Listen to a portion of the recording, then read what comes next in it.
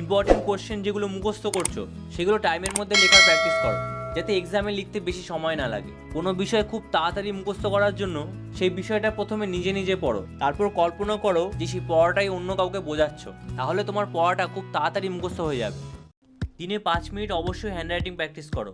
এক্সামে তোমার হাতের লেখা যত সুন্দর আর যত পরিষ্কার হবে, তোমার নাম্বার বেশি পাওয়ার সম্ভাবনাও তত বেশি থাকবে।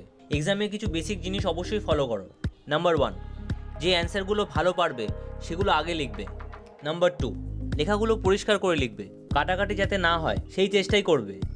নাম্বার 3, অ্যান্সার সবসময় পয়েন্ট করে লিখবে, পয়েন্টগুলো অন্য কালি দিয়ে লিখো।